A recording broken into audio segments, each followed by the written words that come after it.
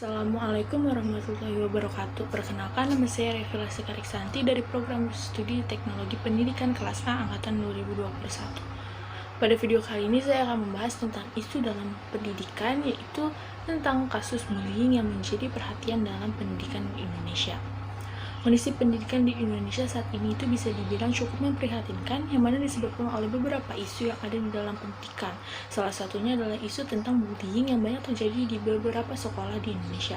Sering terjadinya tindakan kekerasan di sekolah yang kurang terkendali adalah salah satu bentuk dari tindakan agresif atau banyak dikenal sebagai tindakan bullying. Nah, bullying ini terjadi hampir pada setiap tingkatan pendidikan, mulai dari taman kanak-kanak atau TK sampai dengan perguruan tinggi. Bullying sendiri merupakan suatu tindakan yang merugikan sebab tujuannya adalah untuk menyakiti, mengganggu, ataupun menyerang seseorang, di mana biasanya bullying ini merupakan penyalahgunaan kekuasaan yang dilakukan oleh seseorang yang lebih kuat untuk menindas mereka yang lemah. Dan bullying ini biasanya tidak hanya dilakukan sekali, namun secara terus-menerus dan berulang. Biasanya yang rentan menjadi korban bullying itu adalah anak-anak yang penakut, pendiam, dan penyendiri sebab mereka tidak bisa melindungi diri dari serangan para pelaku bullying. Dan anak-anak yang kurang sensitif terhadap orang lain juga lingkungan, lalu memiliki egosentris serta kurang mendapatkan perhatian, itu cenderung bisa menjadi pelaku bullying.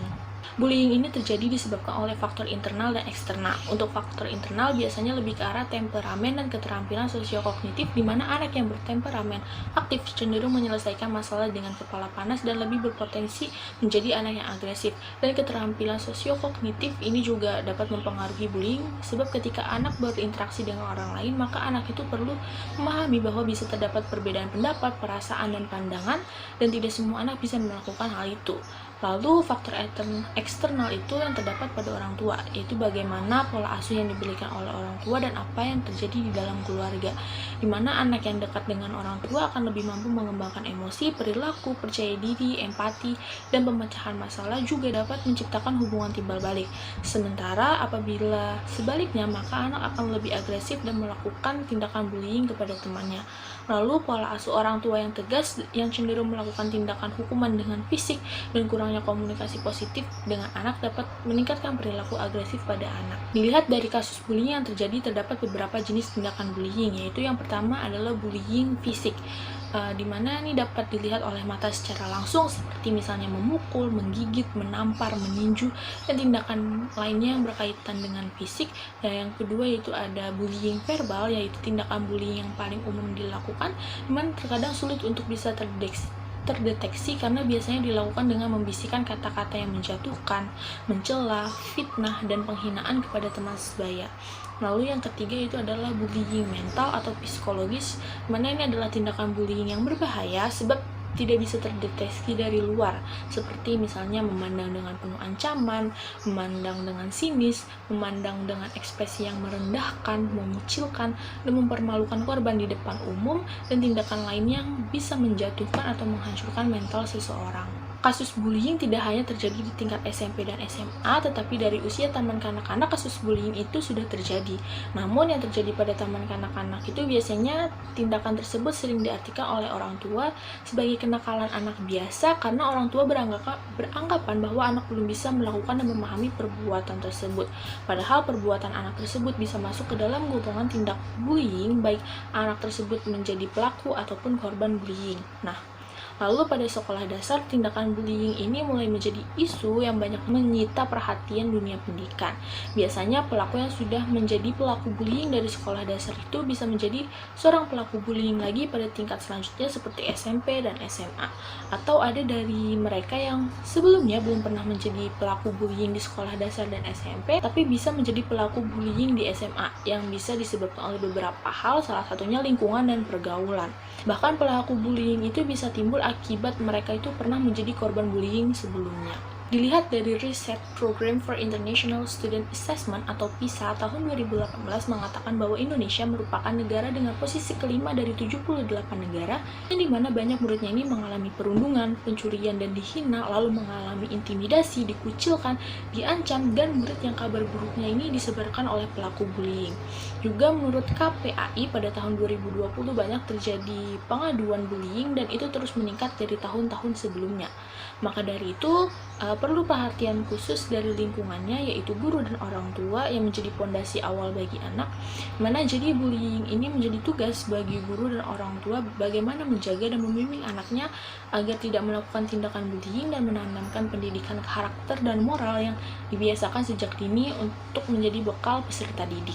Nah, mengapa tindakan bullying ini membutuhkan perhatian khusus? Karena terdapat dampak yang akan dialami baik bagi korban dan pelaku ke depannya. Mungkin dampak yang dialami pelaku tidak sebanyak dan semenyakitkan yang dialami oleh korban bullying, tapi dari tindakan membuli seseorang ini akan timbul dampak negatif bagi pelaku ke depannya terlebih dalam kepribadiannya, seperti sering terlibat dalam perkelahian, merusak fasilitas umum, penyalahgunaan obat-obat terlarang yang menyebabkan kecanduan, bisa terlibat dalam berbagai tindakan kriminal, dan saat sudah dewasa nanti bisa melakukan kekerasan kepada keluarga ataupun pasangan dan anak-anaknya. Sedangkan dampak yang dialami oleh korban bullying yang mengalami kekerasan fisik dan verbal ini bisa menjadi penyebab terjadinya gangguan kesehatan mental korban seperti gangguan kecemasan, depresi, dan juga korban bisa memiliki kepribadian antisosial dan trauma baik dalam jangka pendek maupun dalam jangka panjang, di mana trauma ini bisa mempengaruhi banyak hal, salah satunya dalam melakukan penyesuaian dengan lingkungan, terlebih dalam lingkungan sekolah, dan bullying ini juga bisa mempengaruhi tingkat prestasi akademik siswa dan angka putus sekolah. Melihat dampak dari tindakan bullying, terdapat solusi yang mungkin bisa dilakukan untuk mengatasi dan mengurangi tindakan bullying, yaitu dengan melakukan pengembangan program di sekolah untuk melakukan pencegahan dan intervensi yang efektif agar dapat mengurangi perilaku bullying. Di mana dalam melakukan program ini perlu adanya pendekatan yang mencakup seluruh sistem, yaitu tenaga pendidik, orang tua, teman sebaya, dan seluruh warga sekolah. Nah, sekolah juga perlu menyediakan ruang konseling dan guru yang dapat mengatur kedisiplinan siswa yang dapat membuat siswa itu patuh.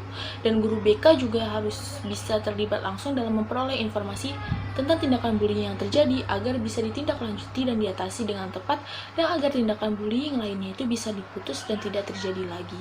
Nah, guru juga bisa memberikan sebuah materi atau pelajaran nyata untuk membangun rasa empati di dalam diri siswa agar nantinya siswa bisa mengetahui tentang adanya perbedaan dalam banyak hal, bisa lebih menghargai orang lain, dan mempunyai karakter yang baik yang akhirnya menjadi siswa yang berkualitas dan tidak melakukan tindakan bullying ke depannya. Selain itu, orang tua juga mempunyai peran untuk turut membantu mengatasi dan mencegah tindakan bullying yang terjadi di sekolah. Jadi, guru dan sekolah ini harus bisa bekerja sama dengan orang tua tentang cara dalam memberikan parenting untuk memfasilitasi setiap perkembangan anak di rumah, dan orang tua juga ikut membantu program sekolah untuk mencegah tindakan bullying. Dan untuk merekatkan hubungan sekolah dan orang tua, alangkah baiknya sering diadakan pertemuan untuk membahas hal yang penting untuk dilakukan.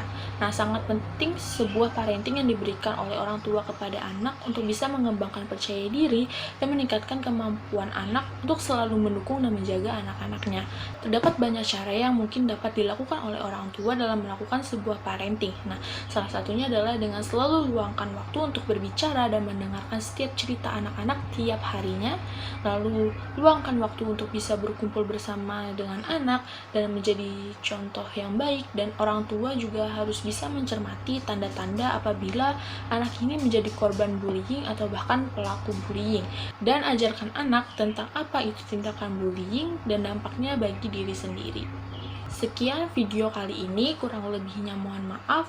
Terima kasih. Wassalamualaikum warahmatullahi wabarakatuh.